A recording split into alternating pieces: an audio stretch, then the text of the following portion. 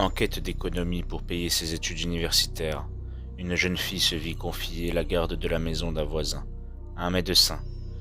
En échange de rémunération, l'homme lui demanda de se présenter à la maison à 19 heures. Une heure après être arrivée dans la demeure, la jeune fille reçut un appel téléphonique au domicile du médecin. Au bout du fil, un inconnu lui dit que si elle ne sort pas de la maison, il la tuera. Effrayée, l'étudiante raccrocha, puis regarda sur l'afficheur. Étrangement, la personne qui avait téléphoné avait utilisé une ligne privée. 30 minutes plus tard, le téléphone sonna à nouveau. « Si tu ne sors pas bientôt de la maison, je te tuerai », déclara le même homme à la voix rauque au bout du fil. Terrifiée, la jeune fille raccrocha et appela la téléphoniste. Cette dernière lui suggéra de garder l'homme en ligne environ 1 minute pour qu'elle puisse retracer l'appel si cela devait de nouveau se reproduire. Et 30 minutes plus tard, le téléphone sonna de nouveau. Le même homme. La gardienne parvint à le garder en ligne malgré sa terreur. Il lui répéta de sortir de la maison, maintenant, ou il la tuerait. La téléphoniste rappela aussitôt pour sommer l'étudiante de sortir de la maison le plus rapidement possible. L'appel provenait de la deuxième ligne de la maison, celle du deuxième étage. L'assassin se trouvait donc dans la maison.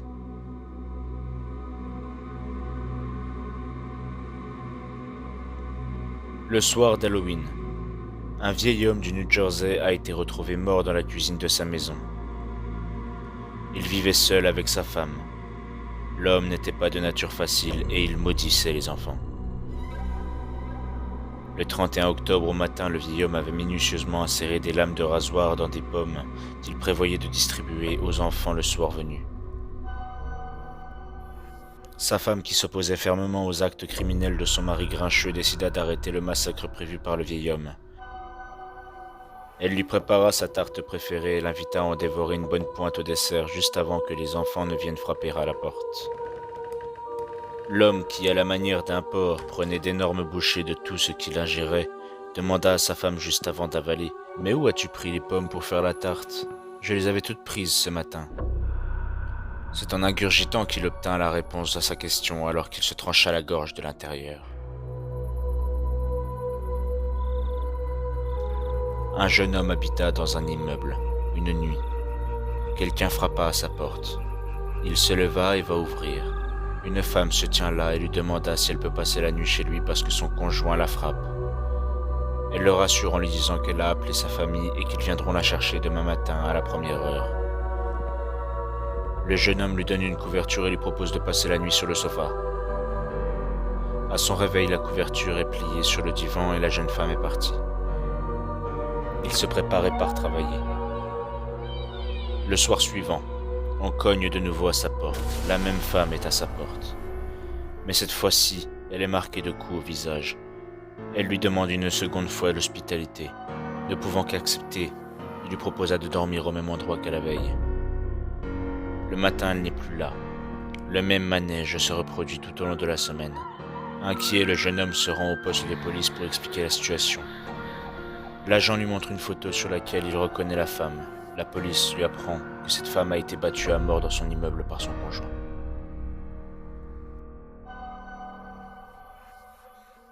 Il existe plusieurs versions de cette histoire.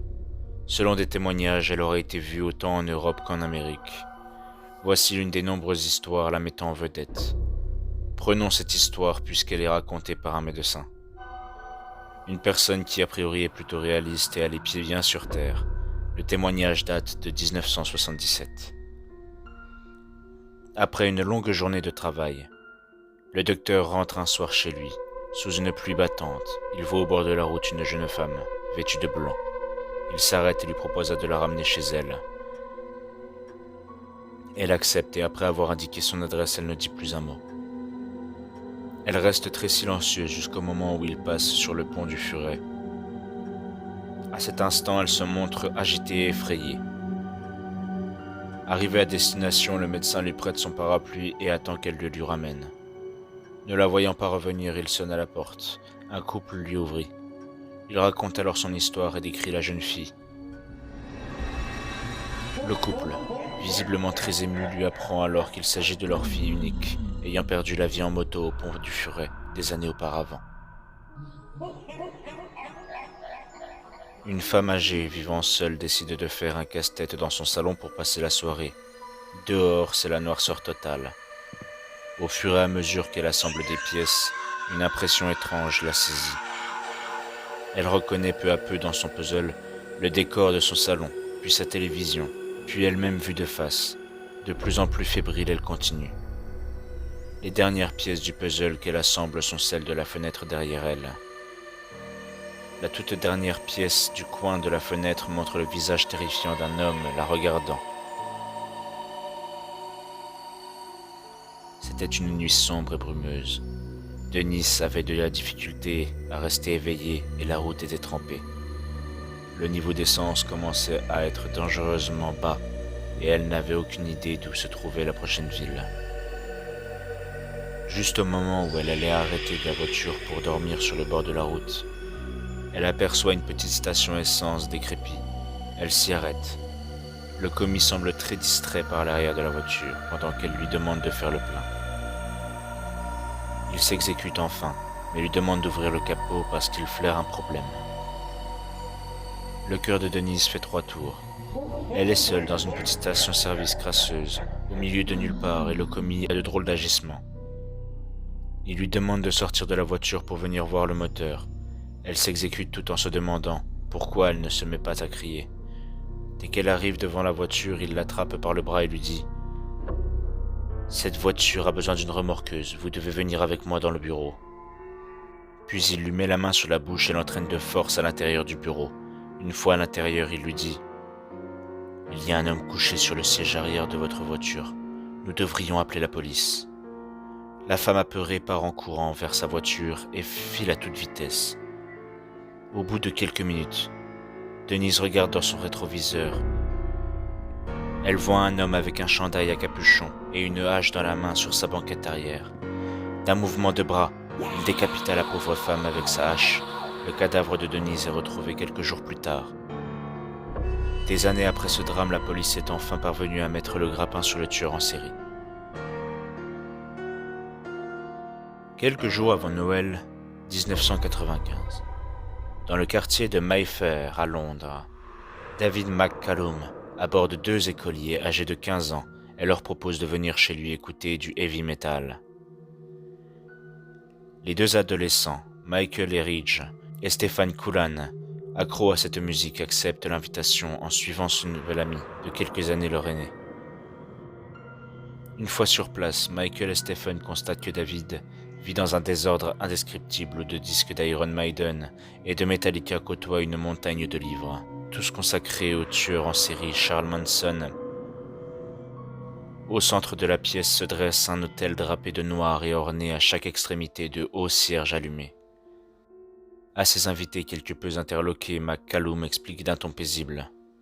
« Cet autel est celui de Satan, mon ami Denis, et moi-même vouons au diable un véritable culte. Il nous permet de communiquer avec les morts par l'intermédiaire du Ouija. » Souriant, il désigne du doigt le plateau de jeu disposé au pied de l'autel et propose de faire une partie de Ouija. Intrigués, Michael et Stephen acceptent. Denis arrive.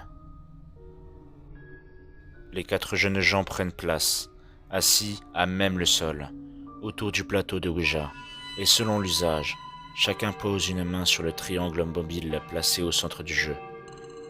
Presque aussitôt, la voix étrangement rauque de McCallum casse le silence. « Satan, si tu es parmi nous, donne-nous tes ordres, dicte tes volontés. Satan, que désires-tu que je te fasse ?» McCallum se lève brusquement, saisit le jeune Michael, élabra le corps et le jette sur le lit où il l'immobilise. Puis, avec un couteau de combat à la main, il poignarde sa victime sauvagement. 11 fois, la longue lame effilée s'abat sur le corps du malheureux garçon. Denis, qui maintient tant bien que mal Stephen hurlant de peur, crie enfin à l'adresse de McCallum. « Arrête, David, mais arrête-toi, il est mort. » Dans un sursaut, Stephen parvient à se dégager et s'échappe à toutes jambes. Restés seuls, David et Denis enroulent le cadavre dans un drap et une couverture. Ils ont décidé de le transporter dans le coffre de leur voiture et ils s'en débarrasseront dans une décharge publique. Arrêtés peu après sur les indications fournies par le rescapé de la tuerie, il s'avère que les deux adorateurs de Satan faisaient déjà l'objet d'une double enquête psychiatrique et policière. Lors de sa comparution en justice, David expliqua que des voix transmises par le Ouija l'avaient poussé à commettre son crime. Les juges le firent enfermer à vie à l'hôpital Broadmoor, un hôpital psychiatrique à haute sécurité. Ils condamnèrent son complice à 10 ans de réclusion dans un autre établissement psychiatrique. Située au beau milieu de la baie de San Francisco, la prison fédérale de haute sécurité d'Alcatraz abrita les plus grands criminels américains de 1934 à 1963, année de sa fermeture officielle. 10 ans plus tard, ce site fut ouvert au public et devint l'un des lieux touristiques majeurs de l'État de Californie. Plusieurs témoins affirment avoir été confrontés à des apparitions d'ombres fantomatiques. La plupart auraient lieu dans le couloir principal de l'ancienne prison aux 3 détenus. Bernard Coy, Joe Kretzer et Marvin Ebar furent abattus le 4 mai 1946, alors qu'ils tentaient d'échapper à la vigilance de leurs gardiens. Voici la célèbre légende de Bloody Mary, une entité sanglante qui apparaîtrait dans les miroirs lorsqu'on l'invoque. Cette histoire est tellement répandue aux États-Unis qu'un essai y est consacré. Le film Candyman est d'ailleurs tiré de cet essai. Pour certains, c'est la Vierge Marie qui vient avertir de ne pas se moquer d'elle. Pour d'autres, c'est une femme morte dans un accident de voiture avec son enfant. Sinon, c'est une sorcière brûlée vive ayant jeté un maléfice sur les villageois et qui hante les miroirs pour attaquer ceux qui seront assez fous pour l'invoquer. Une autre version soutient que c'est une jeune femme trompée par son mari qui s'est suicidée dans la salle de bain. Le miroir aurait alors aspiré son esprit et elle viendrait prévenir celles qui seront victimes d'infidélité. Son aspect est celui d'une belle jeune femme mutilée et recouverte de sang, dont les yeux haineux vous toisent avec mépris. Il existe plusieurs façons de l'invoquer, mais la plus répandue est la suivante. À minuit, éteignez les lumières de la pièce dans laquelle vous vous trouvez et placez-vous devant un miroir. Disposez 2 cierges de chaque côté de celui-ci, tout en tournant sur vous-même et en fixant votre reflet dans la glace. Lorsque vous passez devant, répétez 13 fois « Bloody Mary ». Commencez par chuchoter son nom, puis dites-le de plus en plus fort, jusqu'à le crier. Si à la 13e fois vous criez « Bloody Mary », « I'll kill your baby », cela déclenchera la colère de l'esprit et une attaque immédiate. En remplaçant le nom de Bloody Mary par celui de Hail Mary, c'est Satan qui apparaîtra dans le miroir. Plusieurs personnes ont voulu faire cesser cette légende en tentant l'invocation. Une jeune femme, le lendemain de son invocation, était tellement bouleversée qu'on ne sut jamais ce qui s'est passé. Une autre s'est cassé la hanche en sortant de sa salle de bain après avoir crié « Je ne crois pas en toi, Bloody Mary ». Une dernière tenta l'expérience après avoir prévenu la police et son entourage. Le lendemain, on la retrouva poignardée dans sa salle de bain. Tenterez-vous de l'invoquer? Selon la légende, lors des nuits de pleine lune, le loup-garou ayant d'ordinaire une apparence humaine se transforme en un loup énorme avec des sens surdéveloppés. Il acquiert les caractéristiques du loup, puissance musculaire, agilité, ruse et férocité. Il chasse et attaque sans merci ses victimes pour les dévorer. Ne contrôlant plus ses faits et gestes, il peut tuer de nombreuses personnes en une seule nuit. Les gens se sont mis à chasser les loups, s'en protégeant avec de l'eau bénite et les tuant avec une balle en argent. Les loups-garous souffraient de la même répulsion que les vampires pour les choses sacrées et étaient considérés comme des créatures du diable. Ils se multipliaient en mordant. La malédiction commençait dès la première pleine lune après la morsure de la victime. Une fois la pleine lune passée, les loups-garous pouvaient conserver quelques caractéristiques animales, telles une modification de leur voix et de leurs yeux. Des sourcils se rejoignaient au-dessus du nez, des ongles légèrement rougeâtres, le majeur un peu plus long, les oreilles implantées un peu plus bas et en arrière de la tête, et de façon générale, un peu plus de poils sur les mains, les pieds et dans le dos. Le loup-garou est un homme vivant métamorphosé, ou un corps qui sort de la tombe sous la forme d'un loup connu et sous le nom de loup-garou fantôme. On croyait que le corps métamorphosé était celui d'une âme damnée qui ne trouvait pas le repos dans sa tombe. À partir du XVe siècle, les légendes en Scandinavie, en Russie occidentale et en Europe centrale font état de l'existence de filtres magiques pouvant aider les loups-garous à retrouver tout leur aspect humain.